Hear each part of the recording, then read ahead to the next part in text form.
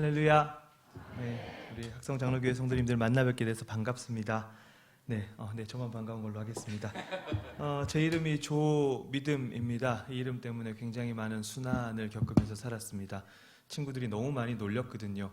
아시는 것처럼 세상 친구들보다 교회 친구들이 조금 더 악랄하더라고요. 그래서 믿음이 안 간다, 썩어 없어질 믿음이다, 기타 등등등의 놀림을 받다가 이름을 바꿔야 되겠다 싶어서 제가 군대 갔다 왔을 때 한창 이름 바꾸는 게 좀 유행했습니다. 그래서 이름을 바꿔야 되겠다라고 생각하고 저를 담당했던 청년부 목사님과 상담을 좀 했습니다. 그랬더니 목사님께서 저한테 이렇게 말씀하셨어요.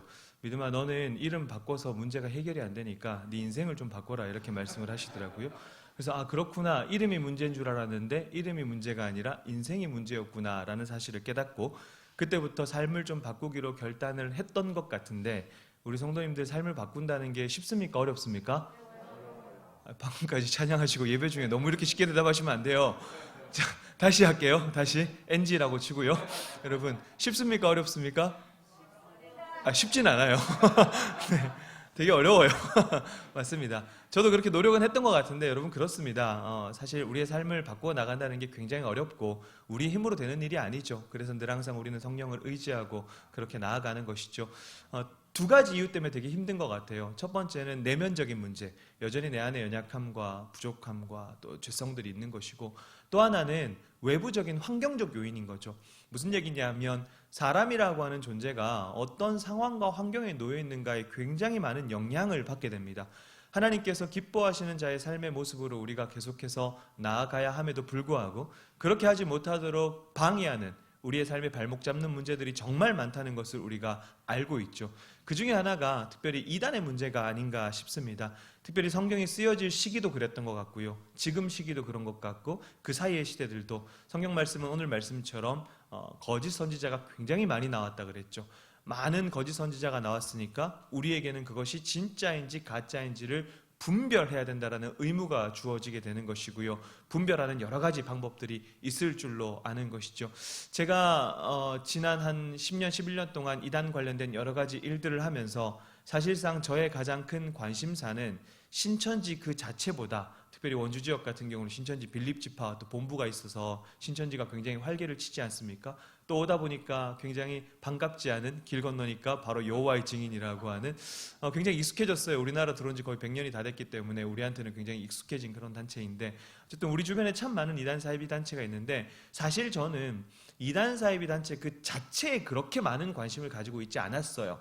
제가 사실 이단 탈퇴자도 아니고 피해자도 아닌데도 이 사역을 하고 있는 여러 가지 이유 중에 하나가, 저의 가장 큰 관심사는 사람을 미혹하는 이단이 아니라 이단에 미혹되는 사람이었어요. 두 가지의 차이가 이해되시죠? 신천지에 관심이 있는 게 아니라 도대체 왜 사람들은 신천지에 가는 것일까에 대한 훨씬 더 많은 관심을 가지고 있었습니다. 왜냐하면 이 문제야말로 영혼의 문제이기 때문에 그렇죠. 신천지에 구원이 있으면 괜찮아요. 거기 가도. 하나님의 교회에 구원이 있으면 거기 가도 괜찮아요. 그런데 우리 너무나 명확하기로 구원은 오직 예수 그리스도를 믿는 믿음으로 얻는 것이고, 신천지, 하나님의 교회 이런 곳에 구원이 없잖아요. 그죠? 특별히 여러분 JMS라고 다들 아시죠? 정명석, 지저스 모닝 스타라고 부르고, 저는 저리 가라 망하시 이렇게 불러요. 근데 그런 단체들이 있단 말이죠. 근데 거기에 사실 구원이 있으면 가도 괜찮은데 거기에 구원이 없단 말이죠. 그걸 너무나 명확하게 우리가 믿기 때문에 이것이야말로 영혼의 문제이고, 그리고 거기에 가 있는 사람들이 여러분 잘 아시는 것처럼 특별하게 뭔가 취약한 사람들이 간다라기보다는 누구나 거기 갈 수 있다는 것을 많이 보게 되는 것이고, 신천지 사태가 딱 처음 코로나 상황과 신천지 처음에 슈퍼 전파자가 나와서 전 국민이 신천지를 알게 됐을 때 국민들이 두 가지 지점에서 굉장히 당혹했는데, 첫 번째는 신천지 신도 숫자가 생각보다 굉장히 많았다는 사실이고, 그리고 두 번째는 거기에 있는 사람들 중에는 소위 우리가 이야기하는 학력 수준이 높은 사람들, 고위공직자들, 이런 사람들까지도 거기에 있었다라고 하는 거. 도대체 왜 이런 문제가 벌어지는 것일까라고 하는 고민들을 참 많이 해왔던 것 같아요. 오늘 말씀의 제목이 이단의 질문, 교회의 대답입니다. 그러니까 이단들이 어떤 서면을 써서 우리에게 질문을 던졌다라는 게 아니고요. 방금 제가 말씀드렸던 이런 영역들, 도대체 왜 사람들은 이단에 가는 것일까? 그리고 여러분 가만히 생각해 보시면 신천지에 가 있는 사람들의 60에서 70%, 이게 정확한 수치는 아니지만 적어도 우리가 지금까지 사역하면서 봤던 어떤 어느 정도의 수치를 감안했을 때 신천지에 있는 사람의 60에서 70%, 그리고 한 10년 전에는 약 80%가 교회를 다니던 사람들이에요. 이게 굉장히 우리를 당혹스럽게 한다는 것이죠. 우리와 함께 예배드리고 함께 신앙생활하면서 예수 그리스도가 나의 구원자라고 고백했던 사람들이 어느 순간 신천지에 가 있는 그 모습, 이 자체가 마치 이단들이 우리에게 던지는 질문처럼 느껴지는 거예요. 왜 이런 현상이 벌어지는 것이지? 그러면 교회는, 그리스도인들은 이 문제를 어떤 시각을 통해서 바라보아야 하는가에 대한 이야기를 좀 드리고 싶어요. 우리 성도님들이 이단 경계주의를 1년에 2번씩 계속해서 지켜오신 것으로 제가 들었습니다. 그러니까 이단에 대한 지식, 그리고 이단에 대한 정보가 분명히 많으실 것이라고 제가 생각을 해요. 그래서 제가 단순히 오늘 인터넷 찾으면 다 나오는 그런 정보들을 좀 드리려고 하는 것이 아니라, 특별히 이 이단 문제를 바라보는 그리스도인들의 시각과 또 이단을 통해서 우리가 좀 돌아봐야 될 지점들은 없는가 라고 하는 이야기를 좀 들려드리고 싶어요. 특별히 우리가 이단 문제에 대함에 있어서 여러분 잘 아시겠지만 제일 먼저 제가 제일 중요하게 생각하는 것이 정의부터 좀 정확히 내려야 돼요. 사실 이단 세미나, 사이비 관련된 세미나를 참 많이 하셨겠지만 이 정의를 정확히 내리셨는지는 잘 모르겠어요. 보통 우리가 이단과 사이비를 혼용해서 사용하기도 하지만 두 단어는 엄연하게 구별되는 다른 용어라고 생각을 하셔야 됩니다. 그러니까 이단은 굉장히 종교적인 용어예요. 그래서 불교 계통에서도 이단이 있고 이슬람 계통에서도 이단이 있고 우리 기독교 개신교로 국한시켰을 때 기독교 이단, 개신교 이단이 있는 것인데, 이 이단을 분별하는 기준은 어떤 도덕적이고 윤리적인 문제가 아닙니다. 가령 예를 들어서 제가 목사인데 뭐 성문제를 저질렀어요, 뭐 재정 문제를 저질렀어요. 그렇다고 해서 이단이 되는 건 아니거든요. 그러니까 이것은 목사로서 하지 말아야 될 짓을 한 거죠. 그러니까 부도덕하고 비윤리적인 문제이지 이걸 이단이라고 이야기하진 않습니다. 이단은 철저하게 종교적인 용어고요. 특별히 우리 기독교로 좀 국한시켜 생각하면 우리 정통교회가 믿고 있는 핵심적인 신앙의 고백, 그러니까 교단 간의 신학적 차이나 어떤 성경 해석 한두 줄 잘못하는 수준이 아니라 우리가 그 무엇과도 바꿀 수 없는 핵심적인 우리의 신앙의 고백들이 있습니다. 가령 예를 들어서 유일한 구원자 예수 그리스도, 예수 그리스도를 믿음으로 구원 얻는 것, 삼위일체 하나님, 이런 핵심적인 신앙의 고백들을 왜곡하고 훼손한 것을 성경은 다른 복음이라고 표현하고요. 이게 2세기, 3세기를 지나면서 헤르스라고 하는 원래 하이레시스라고 하는 헬라어, 그리고 헤르스라고 하는 영어를 사용하는데 분파의 개념으로 사용된, 그러다가 나중에는 부정적인 의미로 사용되면서 우리가 이단이라는 용어, 즉 이단이라고 하는 것은 다른 복음, 교리적인 문제이고 성경과 진리에 관한 문제라고 여러분들이 생각을 하셔야 되는데, 사이비는 개념 자체가 조금 달라요. 사이비는 겉으로 보기에 되게 비슷한 것처럼 보여요. 그런데 근본적으로 완전히 다른 것, 그래서 페이크 혹은 종교적인 용어로 쓸 때는 컬트, 광신적인이라는 의미를 사용합니다. 제가 만약에 의사가 아니잖아요. 의사가 아닌데 의료 가운을 입고 의료 행위를 하고 다닙니다. 그럼 저는 뭐가 될까요? 그쵸, 사이비 의사가 되는 거죠. 너무 저보고 이렇게 사이비라고 하니까 좀 그렇긴 한데 사이비 의사가 되는 겁니다. 자, 그러면 사이비 의사는 의사입니까 아닙니까? 의사가 아니죠. 자, 그러면 간단합니다. 사이비 종교는 종교가 아닌, 여기서부터 시작하는 거예요. 사이비 종교는 종교가 아니에요. 마치 종교처럼 보입니다. 그런데 그들이 믿고 있는 교리, 자, 우리가 하나님의 말씀을 믿고 그 말씀대로 살아가기 위해서 우리의 삶을 바꾸어 나가죠. 사이비 종교도 똑같습니다. 그들이 믿고 있는 교리와 그들의 신념이 있어요. 그것 때문에 그들의 삶을 바꾸어 나가는데 그 삶의 열매가 어떻게 나타납니까? 각종 반사회적인 문제, 가정 파괴, 그렇죠? 학업을 포기하게 되고 심지어 뭐 여러 가지 극단적인 어떤 반사회적인 문제, 테러 행위, 이런 것까지 일어나는 거죠. 제가 사이비 종교 예를 들어 드릴 때 이 단체를 좀 설명을 드려요. 예수님께서 사람을 외모로 판단하지 말라 했는데 대충 이렇게 보면 저도 모르게 판단이 되고 어쩔 수 없습니다. 우리 마음이. 자, 일본의 가장 대표적이었던 사이비 종교 단체 옴진리교회 교주 아사하라 쇼코라는 사람입니다. 결국 몇 년 전에 사형을 당했는데 다들 기억하실 겁니다. 1995년이었어요. 3월 20일 아침 8시에서 8시 30분 사이에 그 사람 많이 모이는 그 도쿄 한복판 지하철에다가 5개의 전동차 내에 무색, 무취의 독가스를 무차별적으로 살포해버립니다. 옴진리교 신도들이 말이죠. 그럼 도대체 이 사람들이 왜 이런 일을 했는가라고 살펴봤더니 그 사람들이 믿고 있는 신념과 교리 자체가 일본이라는 나라를 무너뜨려야 된다. 그래서 일본 땅 가운데 옴진리 국가를 세워야 되겠다라고 생각을 했던 거예요. 그러니까 그 신념과 그 생각이 행동으로 나타난 게 결국 지하철 가스테러 사건이었단 말이죠. 자, 그럼 우리가 여기서 집중할 것은, 자, 보통은 이렇게 생각합니다. 야, 옴진리교 저렇게 황당한 것을 누가 믿어? 근데 그게 중요한 게 아니에요. 물론 그것도 중요하겠지만 더 중요한 건 결국 그런 사람들이 테러 행위를 저질렀고 그것 때문에 많은 사람들이 하루아침에 피해자가 됐다는 사실이죠. 6천여 명이 중경상을 입고 10여 명이 사망했습니다. 일평생 살아가면서 사이비 종교에 대해서 한 번도 생각해보지 않았던 사람들이 어느 하루아침에 웬 잘못된 교리에 사로잡힌 사람들이 대형 사고를 터뜨렸고 그것 때문에 피해자가 됐다는 사실이죠. 여러분, 사이비의 문제에 우리가 접근함에 있어서 특별히 많은 사람들이 황당한 교리 누가 믿어? 라고 접근하는 것은 많은 사이비의 영역 중에 정말 일부분일 뿐이에요. 그것 때문에 피해자가 발생하고 그 피해자로 인해서 많은 어떤 사회적인 비용들이 발생하게 되고, 여러분 그날 아침에 출근길에 오르면서 등굣길에 오르면서 나 오늘 사이비 종교 신도 만날 거야 라고 생각했던 사람 아무도 없습니다. 그런데 아까 말씀드렸던 것처럼 웬 잘못된 교리에 사로잡힌 사이비 종교 신도들이 대형 사고를 저질렀고 그것 때문에 많은 사람들이 피해자가 됐다는 사실인데, 문제는 오늘날 이렇게 교리 때문에 대형 사고를 칠 수 있는 시한폭탄 같은 사이비 종교 신도들이 우리 주변에서 우리와 밀착형으로 활동하고 있다는 사실이죠. 제가 다 말씀을 드리진 않겠지만 한 가지 정도 좀 말씀을 드리면, 여러분 이제는 이단 사이비 모태신앙이 있어요. 이게 벌써 오래된 이야기거든요. 자, 제가 보통 이제 그 성도님들하고 이단 강의를 하게 되면 많은 분들이 뭐 경각심을 가지고 계시기도 하지만 다수의 분들은 또 이런 생각을 하세요. 뭐 나 하나 잘 분별하고 끝나면 되지 뭐. 나는 저런 황당한 교리에 빠지지 않을 거야 라고 생각하시는데, 물론 그렇게 생각하실 수도 있어요. 근데 옴진리교 사태가 터지고 난 이후에 많은 사람들을 당혹시켰던 것은 아까 신천지 문제와 같은 거였는데, 소위 말하는 일본의 엘리트 계층과 고위 관료들이 옴진리교 신도들 중에 굉장히 많았다는 사실입니다. 이게 설명이 안 되는 거예요. 도대체 왜 이런 일이 벌어지는가? 즉 황당한 교리 때문만에 이런 문제가 일어나지 않는다라고 하는 방증인 것이죠. 자, 특별히 그리고 우리가 한 가지 생각해야 될 게, 이단 모태신앙, 태어나 보니까 엄마 아빠가 신천지, 태어나 보니까 엄마 아빠가 하나님의 교회, 특별히 통일교 같은 경우는 지금 2.5세대, 3세대로 넘어오거든요. 자, 그러니까 어떻게 됩니까? 학교에서 우리 아이들이 이단 모태신앙 친구들을 만난다라고 하는 거예요. 여러분, 제가 초등학생 아이들 두 자녀가 있습니다. 첫째가 5학년, 둘째가 2학년이에요. 그렇게 안 보이시죠? 할렐루야, 아멘. 듣고 계시죠? 네, 5학년, 2학년이에요. 그런데 저희가 이제 얼마 전에 원래 저희가 살던 데서 차로 한 5분 거리로 이사를 하게 됐어요. 근데 이사를 하다 보니까 학교를 옮겨야 되더라고요.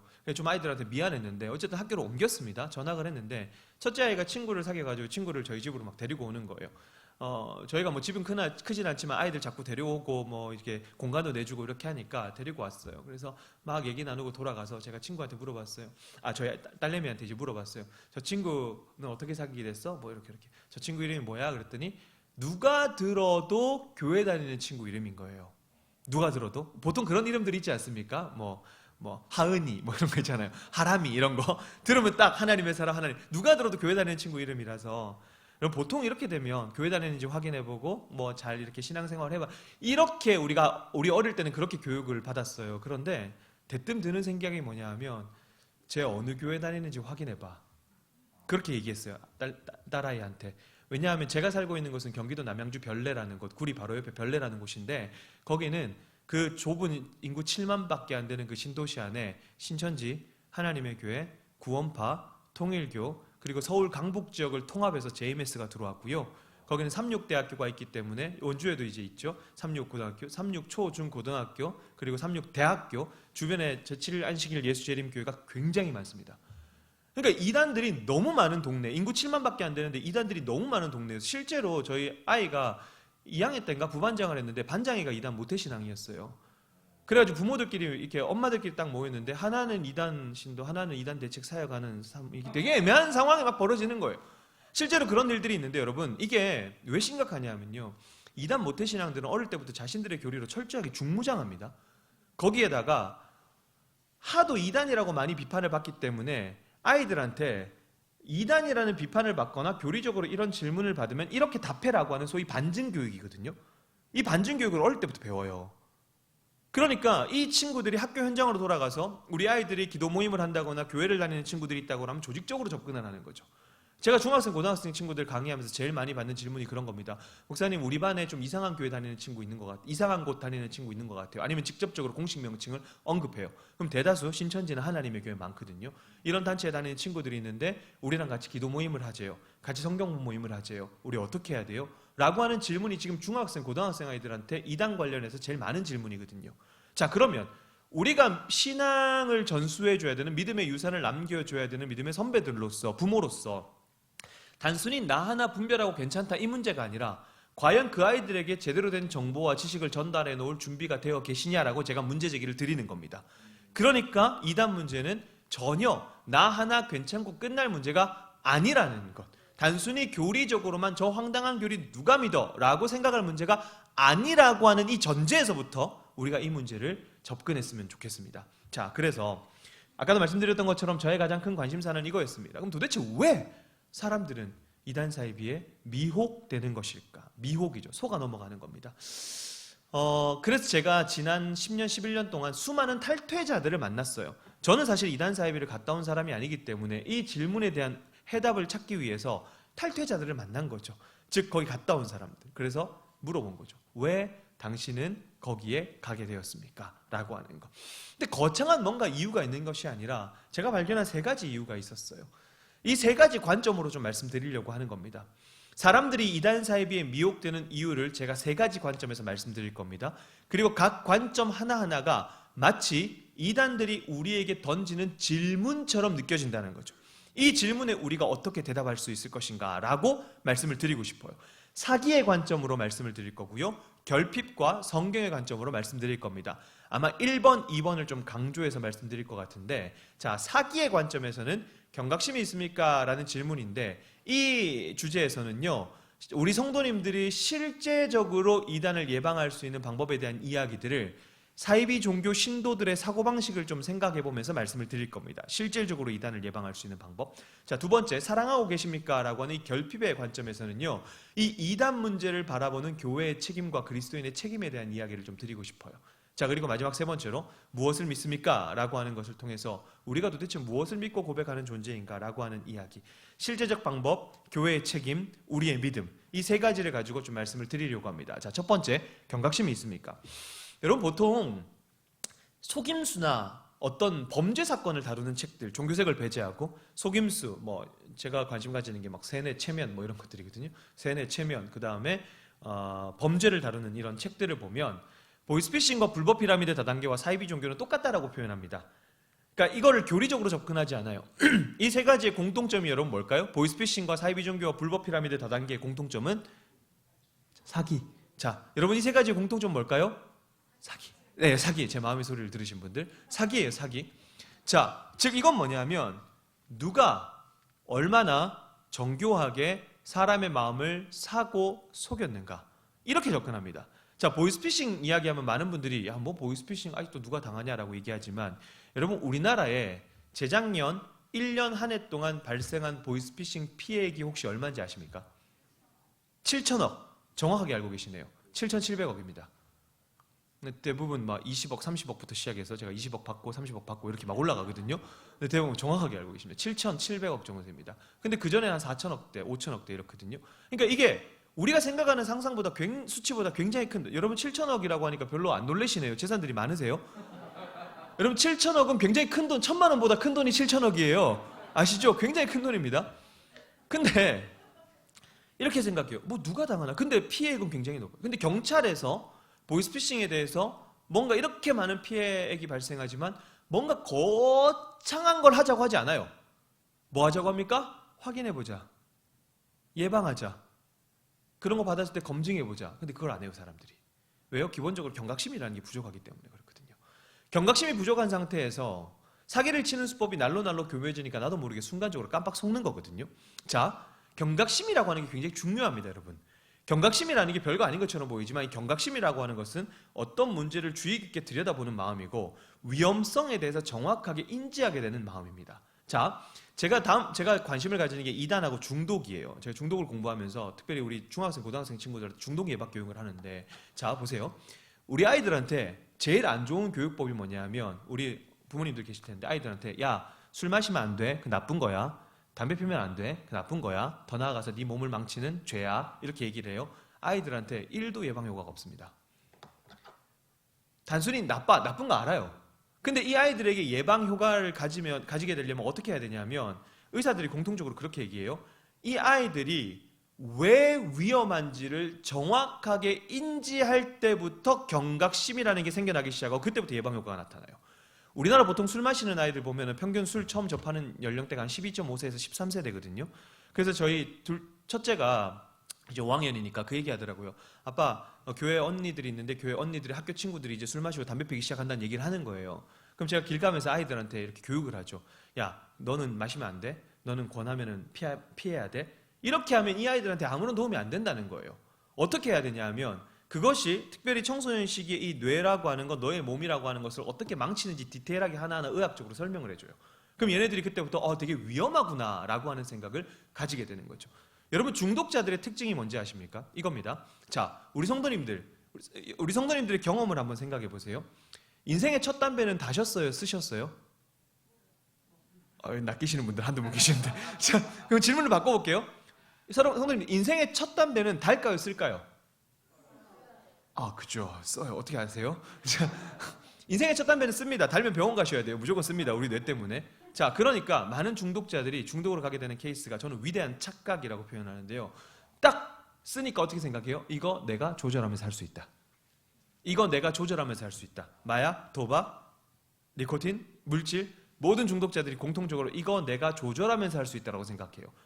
경각심이 부족하니까 여기에 대한 정보가 정확하게 없으니까 내가 할 수 있다고 착각하는 거거든요. 근데 이단 문제 제가 똑같더라고요. 제가 많은 탈퇴자들을 만났잖아요. 탈퇴자들이 공통적으로 고백해요. 목사님, 이단은 좀 이상한 사람들이나 빠지는 줄 알았어요. 이단은 정말 좀 이제 바보 같은 사람들이나 빠지는 줄 알았어요. 근데 그게 아니라 자기가 이단에 대한 경각심이 전혀 없고 이단을 굉장히 무시하고 교리적인 측면으로만 접근하면서 이단에 대한 정보가 별로 없고 평소에 이게 얼마나 위험하구나라는 생각을 거의 못했던 거예요.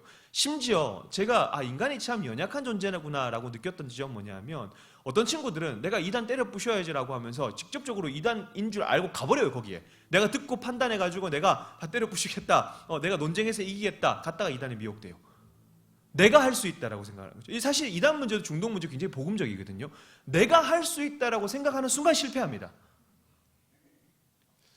기본적으로 사람들이 경각심이라고 하는 게 굉장히 필요해요. 그럼 우리가 어떤 경각심을 가져야 되는가? 이 지점이 중요하겠죠. 이단 문제를 잘 예방하기 위해서 그럼 도대체 우리는 어떤 경각심을 가져야 될까? 자, 그 지점을 제가 설명을 드릴게요. 제가 교회에서 제일 많이 받는 강의 주제가 이겁니다. 목사님, 그러면 우리가 경각심을 가져야 되니까 신천지가 혹은 신천지 외에 다른 이단 사이비 넣으셔도 됩니다. 이단 사이비가 사람을 미혹하기 위해서 우리에게 다가오는 포서법이 뭔가요? 혹은 누가 이렇게 접근한 것 같은데 이게 이단에서 사용하는 방법입니까? 라고 하는 질문들을 참 많이 하세요. 근데 우리 성도님들이 제대로 된 경각심을 가지시기 위해서는 이 질문이 아무런 의미가 없다라고 제가 단언하고 시작합니다. 자, 우리 성도님들은 지금부터 이게 신천지가 쓰는 방법이에요? 이게 누군가가 나한테 이렇게 접근한 것 같은데 이게 이단 사이비에서 사용하는 이름입니까? 이 질문을 머릿속에서 완전히 다 지워버리셔야 돼요. 이게 우리 성도님들이 이단을 예방하는데 아무런 도움이 되지 않습니다. 제가 강의를 되게 쉽게 할 수 있어요. 어떻게 하냐면 지난 10년, 11년 동안 얼마나 많은 자극적인 피해 사례들과 포서법들을 받겠습니까? 그럼 그거 하나하나 PPT 나열하면서 여러분 신천지 이렇게 합니다. 하나님의 교회 이렇게 합니다. 되게 무섭죠? 이렇게 할 수 있단 말이에요. 근데 그게 성도님들한테 도움이 안 돼요. 자, 제가 어렵지 않습니다. 여러분 잘 생각하면서 한번 들어봐 주십시오. 자, 간혹가다 이런 말씀하시는 분들 계세요. 신천지가 되게 열심히 하잖아요. 그걸 보면서 와, 신천지 쟤네들 진짜 열심히 하는데 우리가 정통이라고 하는데 쟤네들보다 열심히 없어서 되겠냐? 우리 쟤네들 딴 건 모르겠는데 저 열심만큼은 좀 본받자 라고 표현하시는데 저는 그런 말씀을 쓰시면 안 된다라고 말씀드려요. 왜냐하면 여러분 우리 행위에 있어서 우리 열심이라고 하는 건 참 중요하지만 더 중요한 건 뭐냐면 그 사람이 왜 열심히 하느냐, 이 동기가 굉장히 중요해요. 동기, 그죠? 그러니까 하나님께서 구약의 선지서들을 보면 일관되게 하나님께서 그렇게 제사를 사랑하시는 분이지만 이스라엘 백성들이 제사 지내는 거 다 치우라 그러잖아요. 왜요? 하나님을 사랑하는 마음 없이 제사 드리는 거 싫다 그렇게 말씀하시는 것처럼 제가 목사인데 하나님 사랑하지 않고 목사할 수 있어요, 여러분. 우리 성도님들 하나님 사랑하지 않고 예배 자리 나오실 수 있잖아요. 똑같아요. 정말 중요한 건 행위가 아니라 마음의 동기예요. 자, 그러면 이단 신도들이 왜 열심히 하는가?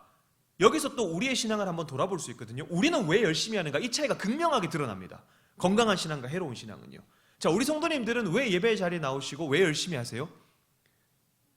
하나님을 사랑하잖아요. 이게 건강한 거잖아요. 그리고 진리가 우리를 어떻게 했습니까? 자유케 했어요. 너무 자유하니까 난 자유해 그러면서 아무것도 안 해서 문제가 되지만 자유하단 말이에요.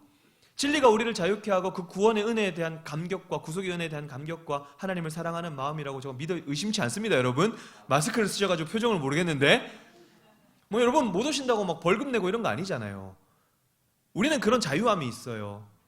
근데 이단은요 절대로 그런 자유함이 없습니다. 이단의 모든 행위의 근원 정신은 뭐냐면요 두려움입니다. 얘네들은 무서워서 열심히 해요. 공포 때문에 열심히 해요. 왜 그런지 제가 설명드리겠습니다. 자,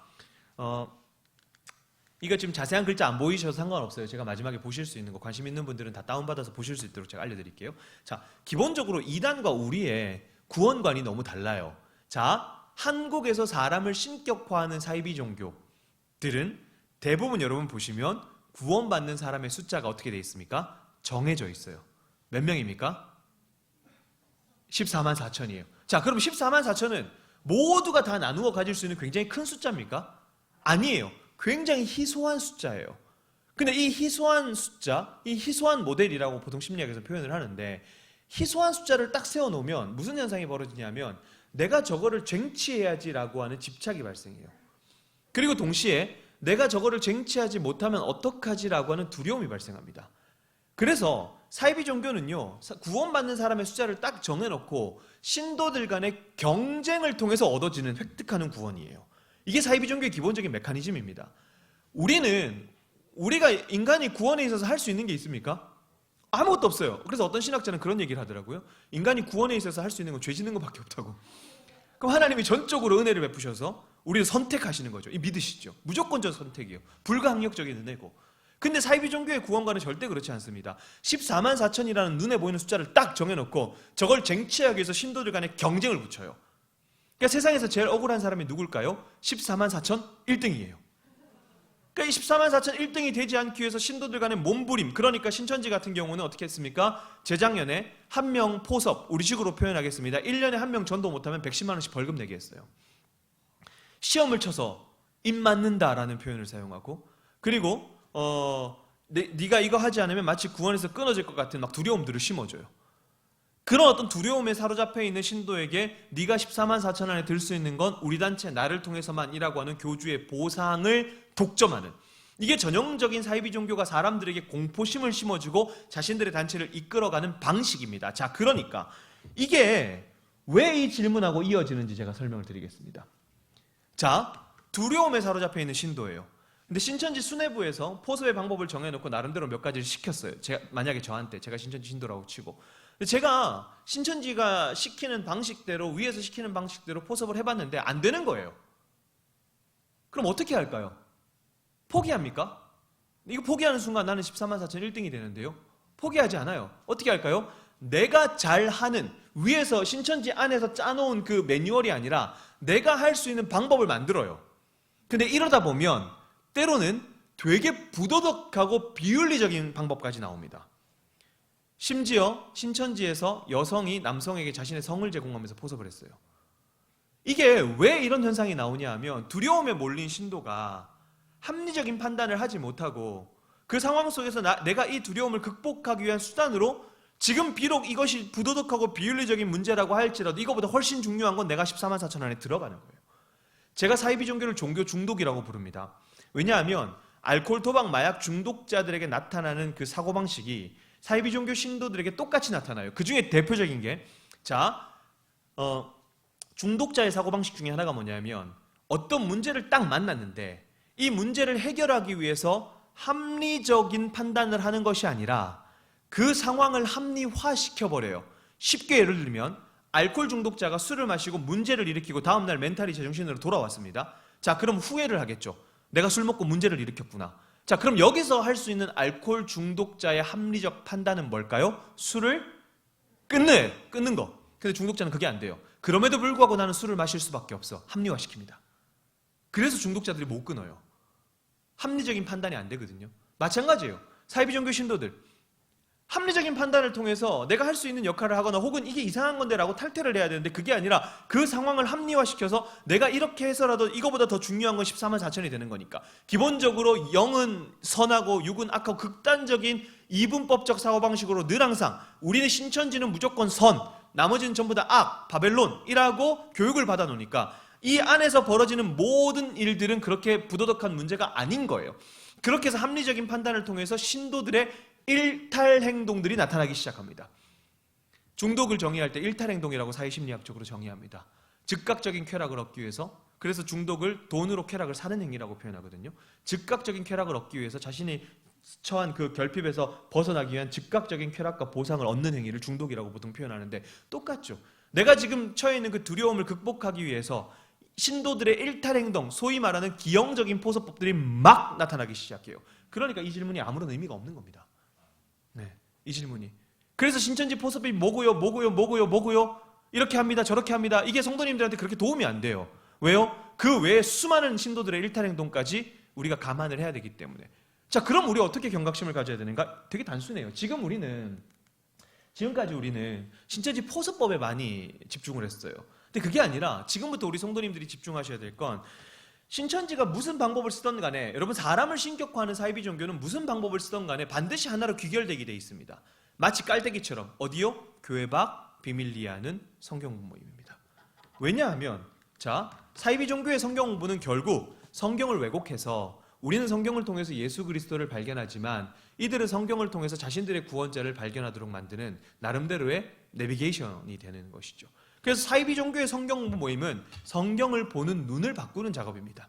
신천지 비유풀이 한다, JMS가 20개론을 한다, 30개론을 한다, 그 이야기는 뭐냐면 우리로 하여금 성경을 보는 시각을 바꾸는 작업이에요. 자, 그러면 제가 만약에 신천지 신도를 만나가지고 같이 밥을 한번 먹고 영화를 한번 봤어요. 제가 그의 교리를 받아들입니까? 아니에요. 요즘에 신천지가 자꾸 오픈해서 포섭한다는 분들이 계시는데 생각해 보십시오. 우리 성도님들에게 저희 아름다운 신천지입니다 라고 딱 줘요. 그럼 그걸 받으면서 되게 아름답네요. 다음 주부터 한번 가보겠습니다. 이런 사람 누가 있냐고요. 우리 성도님들은 한 가지만 기억하시면 돼요. 어떤 경각심? 내가 어디에서 누구를 만났든지 간에 그 만남이 1년이 이어졌든 2년이 이어졌든 3년이 이어졌든 간에 결국에는 사람을 신격화하는 사이비 종교는 교회 밖 비밀리에 하는 성경 공부 모임으로 이어지니까 다른 건 다 모르겠는데 그때 그 인간이 와서 했던 이야기, 말 빨랐던 그 인간이 와서 하나 이야기했다. 교회 밖 비밀리에 하는 성경 공부 모임 가지 말라 그랬다. 여러분 가신다 안 가신다? 저희 뒤에 분들은 가실 것 같죠? 자, 안 간다? 가신다 안 간다? 안 간다. 네, 딱 하나예요, 딱 하나. 교회 밖 비밀리에 하는 성경 모임. 여러분, 교회는 너무나 명백하게도요, 질서가 있는 곳입니다. 그리고 한 성령 안에서 한 신앙을 고백하는 공동체입니다. 그렇기 때문에 우리 성도님들이 이 교회 안에 계시다는 것은 우리 학성장로교회 공적인 신앙 고백에 동의하고 계신다는 뜻이에요. 취미생활이 같아서 왔다 갔다 하는 게 아니거든요. 그러면 적어도 담임 목사님의 양육을 받고 이 교회 안에서 규정해 놓은 모임 외의 모임을 하시게 될 때는 반드시 어떻게 해요? 목사님에게 확인하고 검증하고. 이단들은 그걸 못하게 하거든요. 이 모임에 참석하면 당신이 영적으로 유익을 누릴 건데 그럼 누가 싫어할까요? 마귀가 싫어하겠죠. 당신의 교역자와 당신의 부모를 통해서 이 모임에 나오지 못하도록 방해할 겁니다. 비밀리에 하십시오. 우리의 교재가 있는데 출판을 할 겁니다. 근데 이게 바깥으로 유출이 되면 저작권에 저촉이 되기 때문에 처벌을 받을 수도 있습니다. 비밀리에 하십시오. 이런 식으로 입막음을 할 수 있는 다양한 말들을 통해서 자신들이 하는 모임을 비밀리에 진행하는 것이 전형적인 사이비 종교의 성경 모임입니다. 자, 그러면 기본적으로 이 사이비 종교가 하는 성경 모임에만 참석을 하지 않으셔도 사실상 이단의 교리를 받아들일 일은 그렇게 크게 없다. 그래서 와, 신천지가 저렇게까지 포섭한다고요? 사실 우리는 거기에 관심을 가지지 말고 그 포섭을 통해서 그렇게 포섭하는 이유는 신도들의 일탈 행동인 것이고 그 포섭을 통해서 우리가 생각해야 될 건 누구를 만났든지 간에 결국 그가 사이비 종교라면 나를 교회 밖 비밀리에 하는 성경 공부 모임으로 유도할 수밖에 없다 라고 하는 이 한 가지만 여러분들이 반드시 기억해 주시면 좋겠습니다. 자, 그러니까 몇 가지 말씀드릴 수 있어요. 제가 포섭법 나열하는 거 그렇게 좋아하지는 않는데 보시면 요즘에 제일 많이 했던 게 내 강의 들어주면 테스트 해주면 알바비 드립니다. 1시간에 10,000원 드립니다. 성경 쓰기 봉사자 모집합니다. 취업에 대한 정보 드립니다. 큐티 교재 체험단 모집합니다. 이게 다 신천지였어요, 여러분. 그러니까 제가 이거 하나하나 나열하는 게 큰 의미가 없다라는 거예요.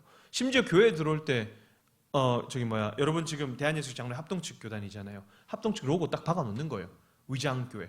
그래서 특별히 우리 지역을 옮기시는 성도님들 아니면 학생들 중에 대학을 저 멀리 가서 교회를 이제 당분간 좀 잠시 옮겨야 되는 상황에 놓인 친구들을 대상으로 이런 위장교회. 그래서 적어도 우리 성도님들이 교회를 옮겨야 되는 상황에 오시게 된다면, 그런 불가피한 그런 상황을 만나면 적어도 그 근처에 같은 교단 안에 건강한 교회를 목사님의 추천을 받아서 가실 수 있도록 하시는 게 제일 좋아요.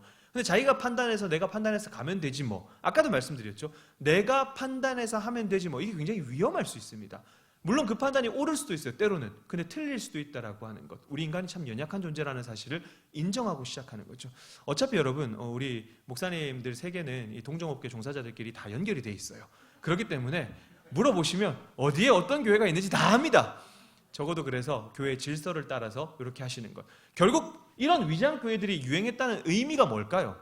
교회가 그런 질서를 지키지 않았다는 거예요. 이런 위장교회가 통했다. 자, 우리는 여기서 신천지가 위장교회 운영하는데 그게 통했대.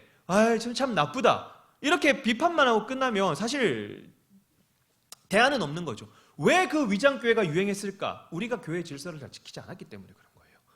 교회가 그만큼 그런 부분들에 대해서 약점을 노출했기 때문에 이단 사이비단체는 항상 교회의 약점을 양식으로 삼아서 자신들을 증식시킵니다.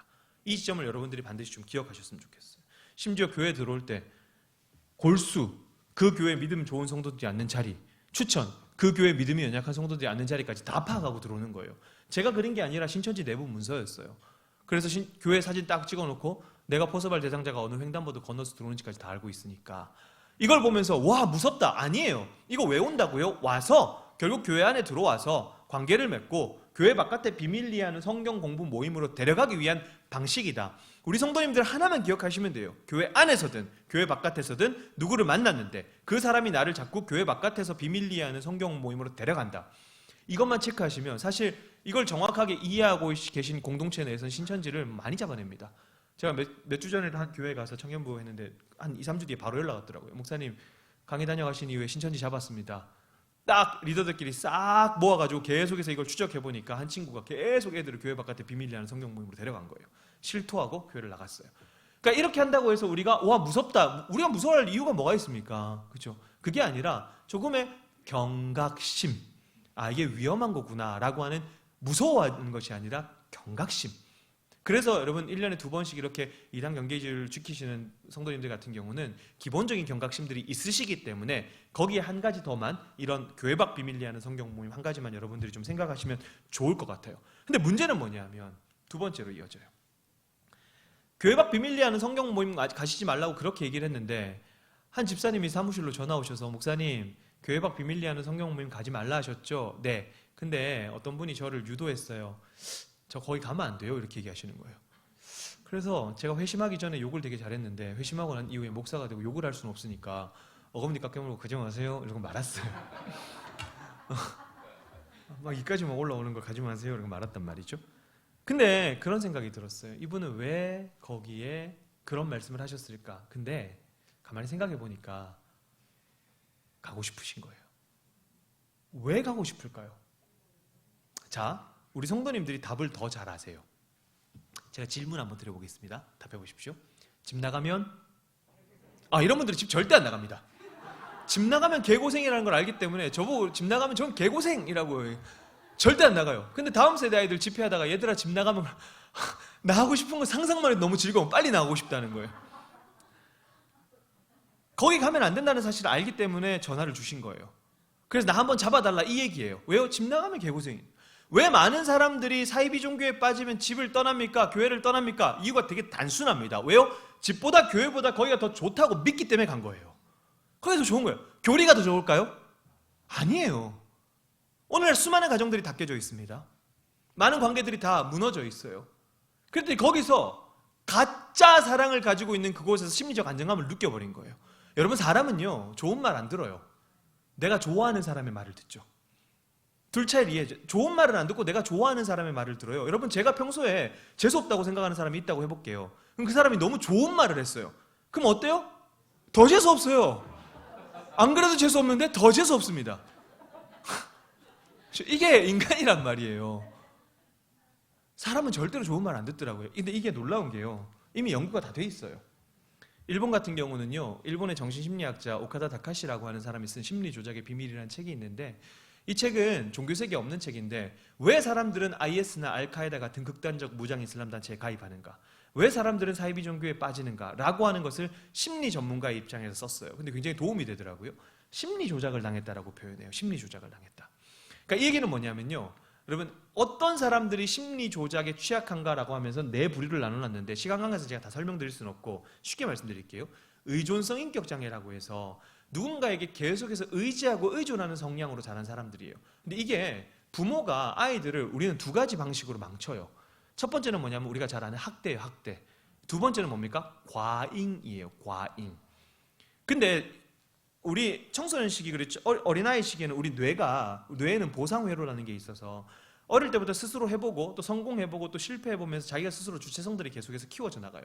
근데 부모는 학대와 과잉이라는 이 두 가지 방식으로 아이들의 그 성장을 망쳐버려요. 그러면서 아이들이 자라면서 뭔가 스스로 선택할 수 있는 능력이 현저하게 떨어지게 되고 누군가에게 의지하고 의존하게 되는 성향으로 계속해서 자라나게 됩니다. 그러다 보면 암시라 그래서 누가 무엇인가를 얘기했을 때 이게 옳은가 그른가를 제대로 판단해 볼 생각을 못해요. 그냥 받아들이는 거죠. 자, 이걸 보고 제가 뭘 느꼈냐면 사이비 종교 교주들의 공통점이 있습니다. 사이비 종교 교주의 공통점, 헛소리를 자신감 있게 합니다. 그렇죠? 근데 이게 굉장히 중요한 얘기예요. 왜냐하면요, 자, 제가 만약에 이렇게 얘기하죠. 여러분 1 더하기 1은 3입니다. 이렇게 얘기해요.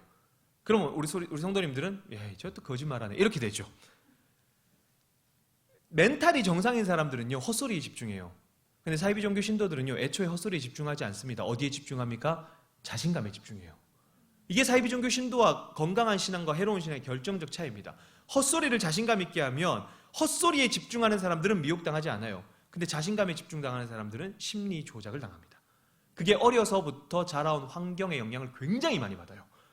특별히 청년들 같은 경우에 불균형한 자기애, 이상은 큰데 현실은 지금 힘들어요. 취업도 제대로 못해요.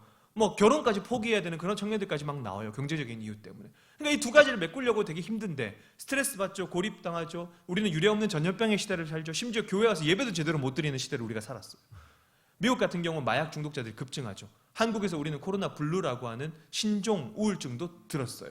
고립되는 거죠. 결핍, 관계를 맺을 수 없는 거예요. 그런데 사이비 종교 신도들이 어떻게 다가옵니까? 교리로 들이밀어요? 아니요. 나는 너에게 절대로 해로운 것을 줄 존재가 아니야.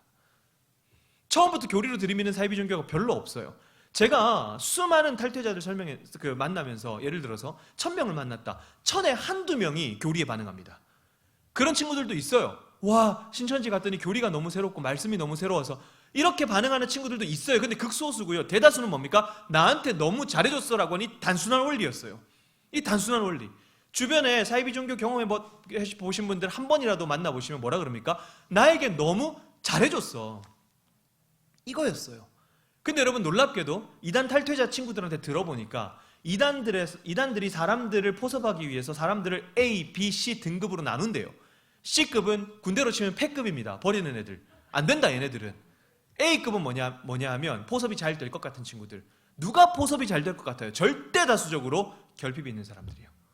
가정의 문제가. 이단들이 그렇게 찍었어요. A급이라고.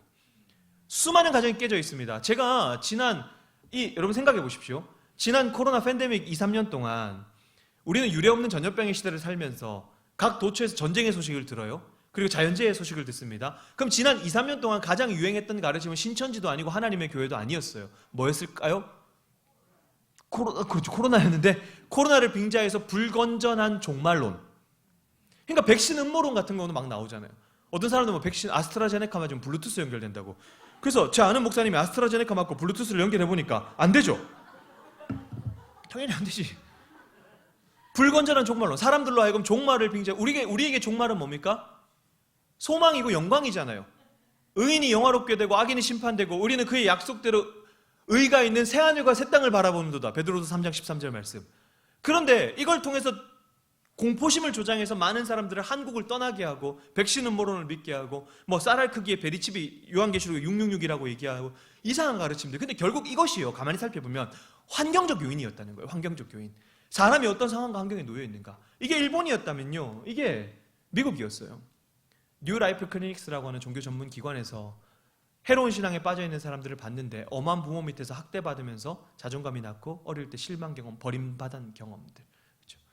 제가 하나님의 교회 관련 상담하면서 2018년 기점, 다른 기관 모르겠고 저희 기관은요 100% 이혼 가정, 이혼 위기 가정입니다. 100%. 왜요? 하나님의 교회는 원주에도 있죠. 하나님의 교회는 어린아이들을 키우는 엄마들 집에 찾아가서 3명, 4명이 찾아갑니다. 한 명은 애 봐주고, 한 명은 집안일 해주고, 한 명은 말동무 해줘요. 그러니까 연락이 오면 100% 이혼 가정, 이혼 위기 가정이었던 거예요. 우리가 이단 문제를 접근함에 있어서 이 이단에 간 사람들의 1차적인 책임은 맞아요. 1차적으로 개인의 책임입니다. 그런데 그 사람들의 책임으로만 떠넘길 것이 아니라 교회가 무엇이지라고 하는 고민들을 계속해서 한번 해보시면 좋겠어요. 이단들은 그들을 A급이라고 여겼어요. 제가 뭔가 거창하게 무엇인가를 말씀드리는 게 아닙니다. 거창한 거 이단 강의 들었다고 해서 제가 교회 밖 비밀리에 하는 성경 모임 하지 마시죠 라고 하는 거 여러분 거창한 겁니까? 아니에요. 자, 두 번째, 이단들이 A급이라고 얘기한 성도들이 우리 교회 안에 있는 거예요. 멀리 갈 필요 없는 거죠. 우리 이 교회 안에 이단들이 A급이라고 여길 만한 사람이 없습니까? 라고 하는 이 질문을 스스로에게 던져보시고 멀리 갈 거 없이 이 공동체 안에서 조금 더 성숙하고 성장한 사람들이 연약한 자들을 돌보는 정말 복음적인, 즉 이단 대책은 뭔가 특별한 것을 하는 게 아니라 교회가 교회로서의 사명을 다하고 교회의 본질을 세워가면 자동적으로 해결되는 것이다. 저는 그렇게 확신하는 겁니다. 이게 연구 결과물들이 보여준 거예요. 이런 것들. 목사님, 제가 시간을 다 썼는데요. 여러분, 제가 5분만 더 해도 십자가에 안 박으시겠죠? 네, 제가 말이 좀 빠른 편인데도 그래도 기본적인 내용들은 좀 알려드려야 돼요. 제가 5분만 더 하겠습니다. 눈빛들이 좀 무서우시긴 한데. 자, 그래서 여러분, 제가 왜 중독 이야기 드린지 아시겠죠? 중독은 여러분 마약 중독자들이 나 마약하고 싶어 이렇게 해서 마약 중독된 사람 없어요. 제가 마약 중독자들도 만나보고 알코올 탈중독한 사람들도 만나거든요. 치유하는 의사 선생님들도 만나고. 근데 요한할이라고 하는 중독에 대해서 전문으로 이렇게 활동하는 활동가가 이런 얘기를 해요. 중독은 현실의 삶을 영위하기 어려울 때 발생한대요. 행복하고 건강할 때 서로 결속하고 관계를 맺는답니다. 그런데 정신적 충격, 고립, 삶의 무게에 억눌려 교류할 수 없을 때 안도감을 찾기 위해서 어떤 것들을 갈구하기 시작합니다. 안도감을 찾기 위해서 술을 찾았고요. 안도감을 찾기 위해서 마약을 집었고요. 안도감을 찾기 위해서 도박을 집었고요. 안도감을 찾기 위해서 나는 너에게 절대로 해로운 것을 줄 존재가 아니야 라고 하는 사이비 종교 신도의 손을 잡은 거예요. 아무리 우리가 여러분 지난 20년 동안 한국교회가 신천지를 비판하면서 뭐 했습니까? 예장 합동에서 신천지를 결의할 때 신학적 비판 가치 없음이라고 결의를 했어요. 근데 지난 20년 동안 우리는 참 많이 그렇게 비판 가치 없다고 결의해 놓은 그 신천지의 신학을 많이 비판했어요. 그렇게 많이 얘기하고 신천지 교리 이야기하고 신천지 포서법 이야기하고 많은 교회가 신천지에 대해서 참 많이 이야기했는데 왜 여전히 신천지에 빠지는 사람은 줄지 않을까? 이 지점은 이것이 교리의 문제이기도 하지만 우리가 놓치고 있었던 것, 영혼의 문제이고 사람의 문제입니다.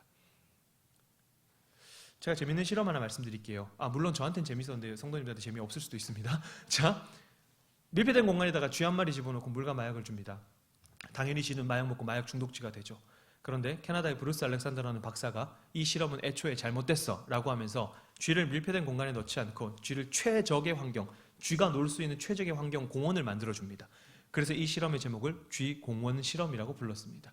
그리고 난 이후에 여러 마리의 쥐를 한꺼번에 넣어주고 충분히 먹을 수 있는 음식과 여러 가지 물을 제공하죠. 그리고 마약을 줍니다. 놀랍게도 마약이 입대는 쥐가 나오지 않습니다. 왜요? 입댈 이유가 없는 거예요. 도박에 손을 댈 이유가 없어요. 알코올에 손을 댈 이유가 없는 거예요. 왜요? 지금 내 사랑하는 가족과 함께하는 공동체 이 안에서 행복한 거예요. 사이비 종교 갈 이유가 없어요. 왜요? 여기가 좋으니까. 집 나가면 개고생이래요. 그러니까 집을 안 나가는 거예요. 되게 단순한 원리. 지난 2년 동안 종말론 관련 상담 들어오면요, 거의 대다수 가정들이 다 깨져 있어요. 불안하고 힘드니까. 그래서 세상과 나는 강구 덮고 구속한 유튜브만 보는 친구들이 얼마나 많은지 몰라요. 방에 들어박혀가지고 구속한 유튜브만 계속 보고 있는 거예요. 저는 그렇게 말씀드리고 싶습니다, 여러분. 우리 공동체, 교회 본질, 서로 사랑하는 이웃. 저는 정말 하나님 저 세계를 품게 해주세요, 열방을 품게 해주세요 얼마나 많이 기도했는지 몰라요. 깜도 안 되면서. 어릴 때, 중학교, 고등학교 때. 제가 여러분 이래봬도 수능 치러 가는 날 새벽 기도하고 수능 치러 갔어요. 근데 수능을 망쳐가지고 얼마나 하나님 원망했는지. 근데 제가 그렇게 기도하다가 어느 순간 현타 왔어요. 무슨 얘기냐면 정말 하나님 저 세계를 품고 싶어요. 열방을 품고 싶어요. 그렇게 기도했는데 정작 제 친구, 성경에서 말하는 이웃도 아니에요. 제 친구 한 명이 어려움 당했을 때 저의 시간을 기꺼이 그 친구를 위해서 희생할 마음이 없어요. 그걸 딱 경험하고 내가 지금까지 거짓말했구나. 뒤통수한테 빵 맞은 거죠. 거짓말했구나.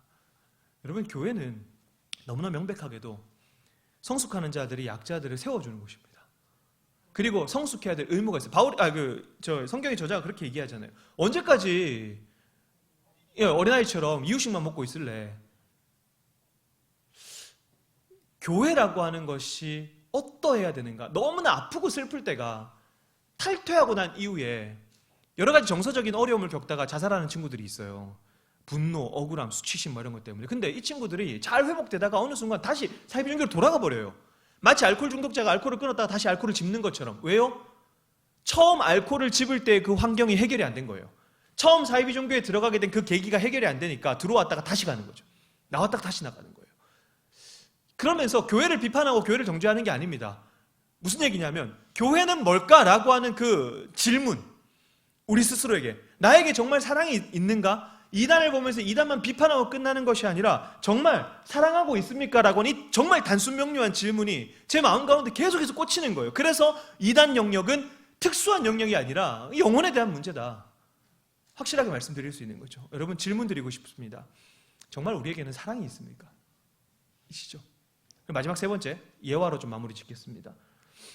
이게 신천지인 성경공부 노트입니다. 저는 학교 다닐 때 고등학교 3학년 때도 이렇게 공부해 본 적이 없어요. 근데 여러분, 신천지에서 성경을 가르치는 강사하려면요, 성경을 몇 구절 정도 외워야 되냐 하면 4천 구절 정도 외워야 된대요. 네. 별로 안 놀라시네요? 다 외우시잖아요. 그 정도는. 우리 교회 다니는 짬이 있는데, 그죠? 저도 다 못 외웁니다. 도시 하나 들리게 4천 구절을 암송. 근데 여러분, 우리가 거기가 신천지라는 사실을 잘 모르고 나도 모르게 속아서 갔어요. 그럼 거기서 뭔가를 가르칠 때 오늘 말씀처럼 뭘 할 수 있어야 됩니까? 분별. 요한일서 4장 1절에 나오는 이 분별이라는 단어는 도키마조라고 하는 단어인데, 이게 그리스 로마 사회에서 이 물건이 진짜인지 가짜인지를 확인할 때 쓰는 단어였어요. 분별. 조금 더 나아가서 이게 진패냐 위패냐라는 걸 확인할 때 쓰는 단어가 이 단어 분별이었습니다. 자, 여러분, 그러면 분별하려면 분별을 하기 위한 기준이 있어야 됩니다. 뭘 가지고 분별할 기준이 있어야 분별할 거 아닙니까? 그 기준이 뭡니까? 우리에게는 하나님의 말씀이라는 사실인 것이죠. 하나님의 말씀이라는 사실. 한 집사님이 신천지에 속아서 갔는데 이분이 분별력이 있으니까 신천지에서 가르치는 거 이거 아닌 것 같은데요? 저거 아닌 것 같은데요? 계속 이야기를 했어요. 세뇌를 시켜야 되는데 세뇌시키는데 제일 방해되는 게 질문이거든요. 스스로 생각해 보도록 만드는 거. 이분이 계속 질문을 하니까 신천지가 방해가 됐어요. 그래서 이분을 따로 불렀습니다. 그리고 이렇게 얘기합니다. 내일부터 나오지 말라고. 여러분, 이 약친 거 아니에요. 실제로 있었던 일입니다. 신천지에 모르고 그 사람을 포섭하기 위해서 데려갔던 신천지 신도 입장이 얼마나 당혹스럽겠어요. 겨우 이제 공들여가 딱 데려갔는데 신천지에서 하루 만에 쫓아낸 거예요. 오지 말라고.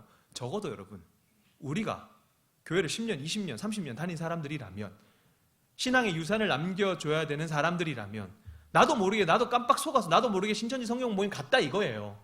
거기서 우리에게는 분별이라는 게 있어야죠. 분별력. 그래서 이 질문이 나오는 겁니다. 이걸로 여러 가지 얘기를 할 수 있겠지만 시간 관계상 여기서 좀 마무리를 지을 텐데요. 죄송합니다. 분별. 무엇을 믿고 계십니까? 우리가 믿고 고백하는 것은 무엇입니까? 적어도 이 학성 장로교회 안에서 공적으로 신앙 고백하는 것에 대해서 여러분들은 얼마나 믿고 계시고 그것을 설명하실 수 있으시고 그것에 대해서 동의하고 계시고 또 다른 이들에게 친절하게 복음을 전하실 수 있습니까? 이 세 가지 질문 있죠. 이게 뭔가 거창한 게 아니라 이 세 가지 질문을 우리가 명확하게 답변할 수 있다면 이단 대책을 위해서가 아니라 교회의 본질을 세워가면서 자연스럽게 이단 대책은 된다라고 하는 것. 우리에게 경각심, 사랑, 말씀, 이 세 가지가 마치 이단들이 던진 질문 같은데, 이게 원래 우리가 해야 되는 건데 잘 안 되니까 이단들이 흥하면서 우리한테 질문을 던진 거예요. 이 질문에 우리는 어떻게 대답할 수 있을까요? 큰 숙제, 저에게 그리고 우리 성도님들께 던져드립니다. 추가적으로 좀 더 정보를 얻고 싶으신 분들은 제가 인터넷 찾으면 다 나오는 정보를 나열하면서 이 시간을 보내고 싶지 않았습니다. 우리 귀한 성도님들과. 그래서 이단 사이비 신도들의 사고방식과 특별히 어떤 사람들이 취약한지에 대해서 말씀을 드리면서, 특별히 저희도 좀 더 많은 정보를 얻기 원하시는 분들은 저희 사이트가 있어요. 바른미디어라고 해서 바미.kr 이렇게 치셔도 되고, 뭐 저희 페이스북도 있고 또 제일 중요한 유튜브가 있습니다. 그래서 유튜브는 여기 지금 학성장로교회 유튜브 이렇게 구독, 좋아요, 알람 설정하신 것처럼 바른미디어 유튜브 구독, 좋아요, 알림 설정까지 하셔가지고 네, 어떻게 하시는지 아시죠? 그렇게 해서 이단에 관련된 영상들이 계속해서 올라오니까 특별히 우리가 뭔가 이단 사이비 이렇게 할 수가 없어요. 1년에 2번씩 이렇게 경계줄 지키시면서 또 알람 설정해 놓으시면 한 번씩 영상 뜰 거 아닙니까? 저희가 뭐 2분, 3분, 좀 길면 4분, 5분이에요. 그거 한 번씩 쓱쓱 보면 그렇게 하면서 스스로 자리에서 경각심을 키워나가면서 이 세 가지 질문 명확하게 대답할 수 있는 저 여러분 되기를 간절히 소망합니다.